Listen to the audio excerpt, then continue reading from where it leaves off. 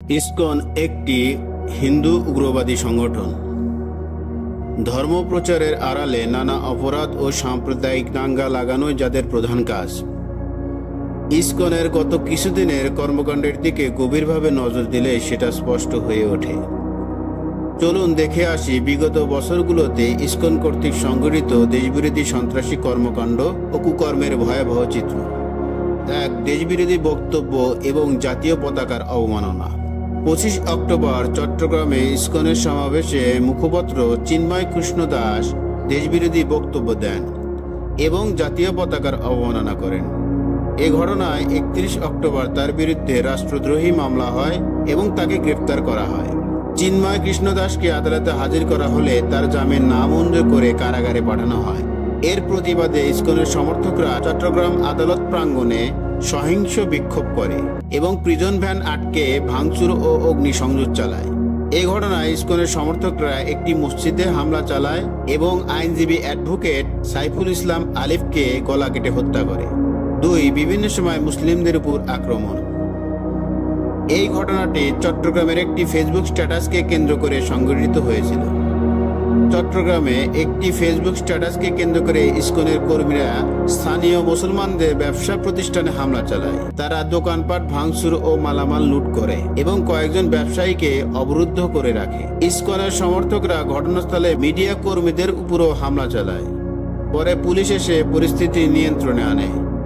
এছাড়া 2014 সালে স্বামীবাগে তারাবির নামাজে বাধা দেয় ইসকনের সমর্থকরা। এ সময় হিন্দু মুসলিম সংঘর্ষে আহত হয় বেশ কয়েকজন। পুরো দেশে ছড়িয়ে পড়ে সাম্প্রদায়িক দাঙ্গা লাগানোর পরিস্থিতি। এরপর 2016 সালে সিলেটে মন্দির থেকে পার্শ্ববর্তী মসজিদের মুসল্লিদের উপর গুলি চালায় ইসকনের সন্ত্রাসীরা। এ সময় ইসকনের হামলায় ডজন খানেক মুসল্লি গুরুতর আহত হয়। এছাড়া ওই বছরই ইসকনের সন্ত্রাসী কর্মকাণ্ড নিয়ে ফেসবুকে প্রতিবাদী স্ট্যাটাস দেওয়ায় সিলেটে হত্যার শিকার হন মসজিদের এক ইমাম। এইগুলো ছাড়া চট্টগ্রামে ইসকন নেতাকর্মীরা সদল বলে স্কুলে স্কুলে খাবার বিতরণের আড়ালে কোমলবতী মুসলিম শিশু শিক্ষার্থীর হরে রাম হরে কৃষ্ণ মন্ত্র পড়াতে অপকৌশলে লিপ্ত হয়েছে বারবার, যা বিভিন্ন সময়ে মিডিয়াতে প্রকাশ পেয়েছে। জোর করে জায়গা জমি ও মন্দির দখল। ইসকন নেতাকর্মীদের আরেকটি নেক্কারজনক কাজ জায়গা জমি ও মন্দির দখল। ঢাকার স্বামীবাগের সনাতন হিন্দু মন্দির দখল নিয়ে নামকরণ করা হয় ইসকন মন্দির। মন্দিরের জমির মালিক সনাতন হিন্দু ব্যক্তিকে মামলা দিয়ে সেখানে ইসকন মন্দির করে তোলে ওই উগ্রবাদীরা। একইভাবে ঠাকুরগ্রাম সদর উপজেলার আউলিয়াপুর এলাকায় শ্রী শ্রী রসিক রায় জিও মন্দিরে সনাতনদের উপর অত্যাচার করে আসছে ইসকন সন্ত্রাসীরা। 2009 সালে 18 সেপ্টেম্বর রসিক রায় জিও মন্দিরের দুর্গাপূজা নিয়ে ইসকনপন্থী ও সনাতন ধর্ম অবলম্বীদের সংঘর্ষ হয়। এই সময় হামলা ছড়িয়ে ফুলবাবু নামের একজন সনাতন ধর্ম অবলম্বীকে হত্যা করে ইসকনের সন্ত্রাসীরা। এসব ছাড়াও ইসকনের আশ্রয়জানা বলাৎকারের কেন্দ্রভূমি। ইসকনের মন্দিরে থাকা ছোট ছোট শিশুদেরকে ধর্ষণ ও বলাৎকারে ভয়াবহ অভিযোগ উঠেছে চিন্ময় কৃষ্ণের বিরুদ্ধে, যিনি গত কয়েকদিন ধরে উগ্রবাদী বক্তব্য দিয়ে সাম্প্রদায়িক দাঙ্গা লাগানোর পায়তারা করছেন।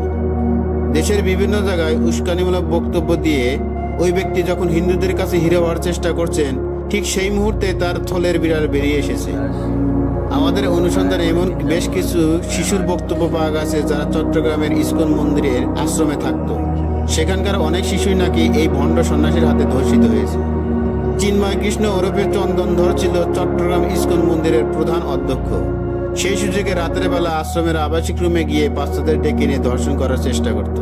এত সব দেশি বিরোধী সন্ত্রাসী কর্মকাণ্ডের ভিড়ে ইসকনের সবচেয়ে বড় পরিকল্পনা হলো দেশের মধ্যে অস্থিতিশীল পরিস্থিতি তৈরি করে দেশের মধ্যে একটি সাম্প্রদায়িক দাঙ্গা তৈরি করা ও দেশকে অরাজকতার মধ্যে ঠেলে দিয়ে ইন্ডিয়ান সেবাদাসী খুনি হাসিনার পুনর্বাসন ত্বরান্বিত করা এবং অখণ্ড ভারত তথা দিল্লির এজেন্ডা বাস্তবায়ন করা।